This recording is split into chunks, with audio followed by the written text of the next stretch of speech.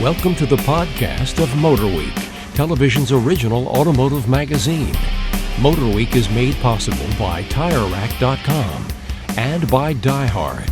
Here's your MotorWeek podcast host, John Davis. Well, hello, everyone, and welcome to MotorWeek Podcast number 109. And sitting with me around our table at MotorWeek Central is writer, producer, and two-wheeling reporter Brian Robinson. Glad to have you with us. You certainly are. And assistant producer Greg Carlos. Good to be here. And our writer, Patrick Lucas. I brought donuts. Well, that's the end of this podcast. You guys want some? There's 3 left. All right, we've got lightning round. We have a viewer questions, but we always start off our podcast with a couple of the latest cars that are in our inventory. And 2 cars of fairly prestigious ones this week. We're going to start with the 2015 Mercedes-Benz C-Class. Clearly a car that almost everyone in the industry uses as a benchmark for a luxury automobile. Nothing like an entry car anymore, the C-Class. Comments? Met your expectations? Exceeded them? What do you think? I think you hit it on it right there. I mean, the C-Class was kind of the entry level and maybe not quite up to the level of E-Class and S-Class, but now with the CLA kind of anchoring that spot, C-Class has moved up market a little bit. I think it got a lot nicer inside. Pretty much all the safety features you can get on an S-Class for yeah. And it looks great. I really like the interior. Really nice, really impressive. Really, I was even driving to work this morning. Really quiet, luxury, like real luxury car, quiet inside. We used to make a lot of excuses for a C-Class. Not anymore. Yeah, it's really nice. It looks good. I like the functionality of the center controls. They're a little funky, but they look cool. I had some issues with those only because I kept making inputs that I didn't mean. Swipe right, stuff like that. But I think you would figure it out. Yeah, exactly. We don't have enough time to kind of get used to the subtle nuances of stuff like that. Here's a question I've got for you. We used to always, in our reviews, and most people still do when they're comparing cars in this class, I don't know what you want to call these. I guess we can still call them compact luxury, although hardly compact and certainly not more than just a little luxury. I don't see this car and the 3 Series as competitors anymore. What do you think about that? To me, you can talk about them in the same. They occupy the same general place in the lineups, but I just think their personalities are too different. I agree. Yeah, I also agree.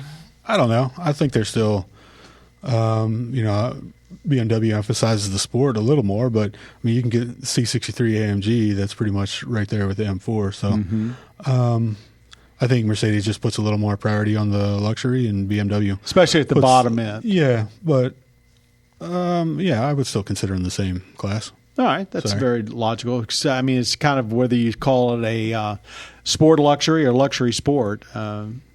Because even the 3 Series now, I have trouble calling it a pure sports sedan because it drives so much like a luxury car in a lot of aspects.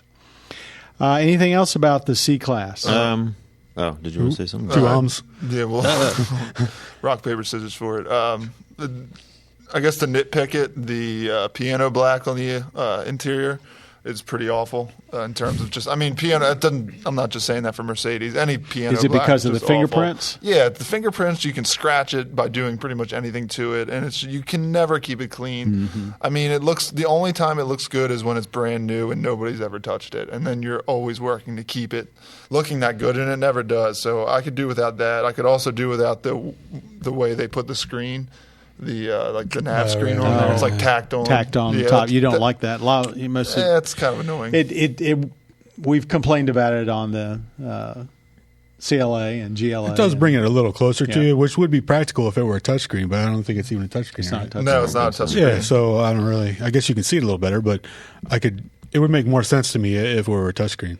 What do you think about the direction of styling? That they've now brought the fairly swoopy look all the way, to all of their models, or they're intending to. I really like the look of the front end. I think the headlights and the LED runners and the hood from the windshield forward, it looks really nice. Profile is pretty decent, but the rear end is and the trunk is oddly short. Is it too pinched looking? It's pinched and also just look like snubbed, like they just chopped off way too much when you're moving back. Your eyes move back. Oh, in the we can't profile, make it any longer all than of a sudden, that. yeah, the car just ends, I and it felt looks that kind of way weird. about the CLA too, and it looks very similar to that. Yeah, good point, Patrick. Very good point. Thanks, Good job, guys. man. Good job. You're almost better than his option. I wonder how you feel about the styling of the next one. Actually, do we really care? The 2015 Bentley Flying Spur V8. V8 instead of the 12.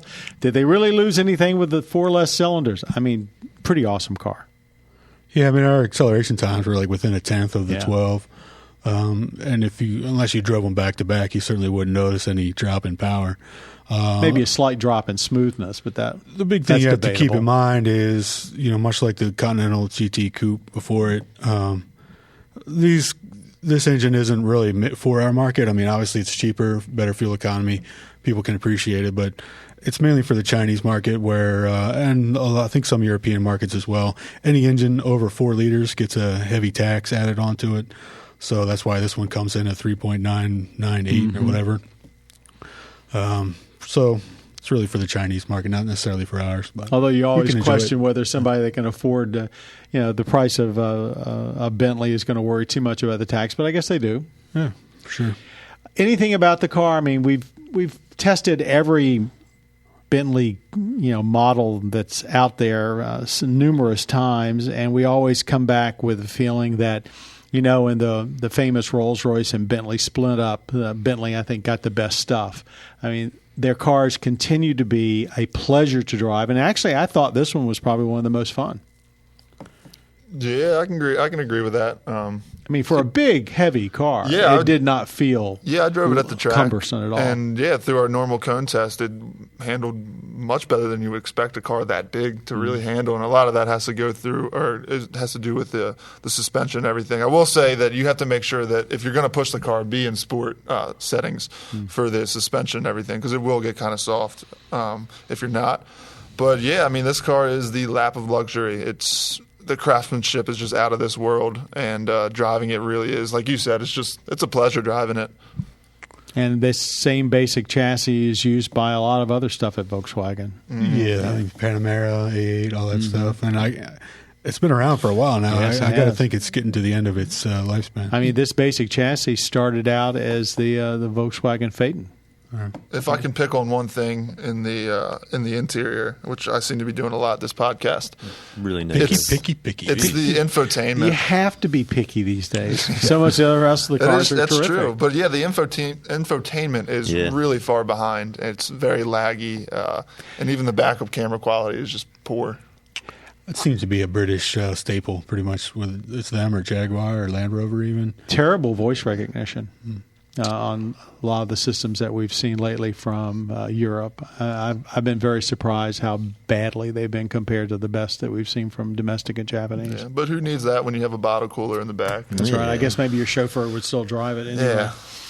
But more than any other car, I think Greg said the quality and craftsmanship is out of this world. And you get in there and you close the door, it's like a bank vault shutting. And you're totally excluded from the common people as you cruise your way down the highway in silence. It's Was amazing. this 250, 240?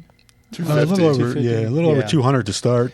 Yeah, but- the extras we had were like $50,000 worth of extras Yeah, or something like that. Remember when the Continentals, though, were 120? I mean, they're talking about prices that have skyrocketed. Was it Bentley that low? prices. I don't Yeah, remember being I think that it low. was I think maybe it was 150, but they've tacked on in about a decade, I think, about $100,000 to their Well, their price. sales keep going up, Yeah. so it's obviously the right strategy. Making a lot of money.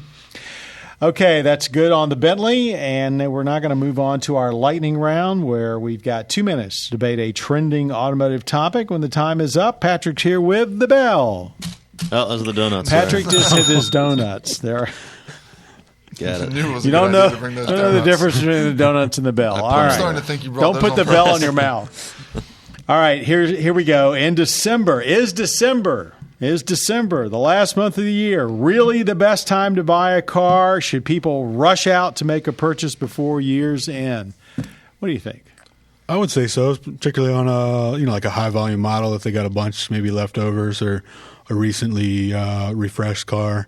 I don't think you're probably going to get a great deal on something that's a big seller that they don't have a lot on the lot. But yeah, it's going to be the end of the year. They got to get rid of those things. Especially if they've got, say, in this case, a lot of 14s left over, and the 15s are already out. Right. So, would this be a good time to shop for a car that is introducing a new model year soon, or are you just saying the end of the year for any car? Generally speaking, I looked up a list of the amount of discounts, and the discounts from month to month don't vary that much, but you have both the end of the month and the end of a year. Mm-hmm. So you've got extra sales incentives and targets that have to be met. They say that Black Friday, while it's good for retail, is also good for car dealers. That's one of the 5 or 6 best days of the year to buy. They say most of the rest of them are in December, with the absolute very best day being New Year's Eve. My personal experience, you start shopping anytime the last 2 weeks of December, and a dealer's going to be very anxious to make a deal with you. But the best deals are obviously, as you noted, are going to be on leftovers. So we're heading into 15. If he's got 14s on the lot, that's where the manufacturers have given the biggest incentives. Incentives, the amount of money back from a dealer because manufacturers are giving them a break, that's at high numbers right now, but it's actually a smaller percentage of the price because the price of the cars keep moving up. But right now, a $3,000 rebate, low financing, or some kind of incentive is fairly normal unless, like you said, something in high demand. So get your finances in order. If you're a small business, talk to your accountant because they may tell you absolutely to get something before the end of the year. And it's also a good time to be looking at stuff that's out of favor. If you think you want a minivan, the next few months are a good time to buy it, not May or June. On the other hand, if you want something with four-wheel drive, this may not be a good time to buy. You might want to look at sedans, but good time to look. And I did all the talking. Anybody else want to throw in anything? Not much to debate there. All right. Good time to go out and buy it. Go spend some of that money you're saving on gasoline. Now let's talk about a viewer question. This one's from Candace. She says, first, and she's giving us a compliment, a very nice one, let me say how much I thoroughly enjoy the show. Thank you, Candace, very much.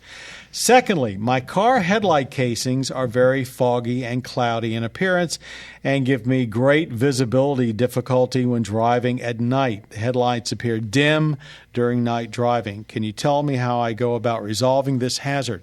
Most headlights nowadays have plastic lenses. Those plastic lenses get scratched, they cloud up, and they can become a real problem. So, guys, what should she do? Yeah, there's certainly ways to get rid of that. 3M makes some good products, which are essentially just lens restoration kits, which will come with varying levels of sandpaper and some different cleaning agents that you throw on there. And it is a bit of a process, but they've actually made it easier now. They've even got stuff that you can put on your power tools, your drill. Mother's also has one off the top of my head. So, yeah, I mean, if you can devote a couple minutes, let's just call it an hour. And, you can get rid of that stuff. And I know it's nasty stuff, and it doesn't look good, and it really can be a hazard, like you're saying. But you're talking, in that case, do it yourself, and for $20, $25, you can probably buy a kit, and I'm sure there's others out there too. Yeah, I mean, basically you're just taking off the front, the outside layer of the headlight housings, which I've heard, I don't know to be true, I've never actually done it myself, but I've heard that then once you do that, you kind of increase the time that they cloud up again, just because they have a protectant on there and you're basically taking all that off. And so once you've done it once, you're probably going to do it again another year or so. I would put some kind of protectant, on there to try to further the The only I would be hesitant about, I don't know why this would be the case if it is at all, but higher end cars, different. I don't know. I would be hesitant messing around with the headlights and the I don't know, just the surfaces. I would be hesitant to. You'd take it to a professional. Well, I mean, if you slipped up and scratched the paint. Headlight housings are very expensive. Yeah, exactly. They can cost hundreds of dollars because they include everything. Yeah. In that case, talk to the dealer. I'm sure the dealer either does it themselves at their body shop or they know somebody. Well, I know these same people that come to dealerships to touch up paint, they often do it. And the dealer may charge you a couple $100, but the guy may charge the dealer $75. But check around. Go to like Craigslist and see if there's any listings. Talk to several body shops. Even ask the dealer. You'll probably find a wide range of prices, and basically they all do pretty much the same thing. Now, did someone mention something about putting something on in the first place so that this never happens? Like a it comes from the manufacturer with a coating. I mean, just is there because of something the aftermarket process. You can buy there, like right when the car is new. Yeah, you can get like the something. clear coating things that pop on there, right? I have no idea if that will make any difference or not, because sometimes it's atmospheric. It's just, it's just out there, the ozone and everything. But sure, you could try that. See if there's some. I bet if you Google it, there's some kind I guarantee you of there's some kind out of there, coating out there you can spray whether on. or not it works, Send us a Candace, free if you don't sample. want to do it yourself, talk to the dealer or body shop or even an Not driving upholstery at night shop. an option? I think you'll find some help there. It is a problem that is here. Everybody has it eventually, and it's growing. So you're not alone. That's scary. Yeah. And on an ominous note. Every time something gets better, there's usually a downside. But there's no downside to our audio engineer, Jim Bigwood, who made us sound great again this week. And how'd you like that little transition? Our podcast creator, Bob Mixter, and our podcast producer, Patrick Lucas, the man with the donuts and the bell. Thank you all for joining us for our last podcast, probably of 2014. This is number 109. Be sure to catch MotorWeek every week on most public television stations. You can go to our website, motorweek.org, for a complete station listing, and also weekly on the Velocity channel. For all of us at MotorWeek, thank you very much for watching and listening to MotorWeek. You have been listening to the podcast of MotorWeek, television's original automotive magazine. MotorWeek is made possible by TireRack.com and by Die Hard. For additional information on podcasts, videos, and showtimes, visit our website at motorweek.org. And watch MotorWeek, television's longest-running automotive magazine series, each week on your local PBS station.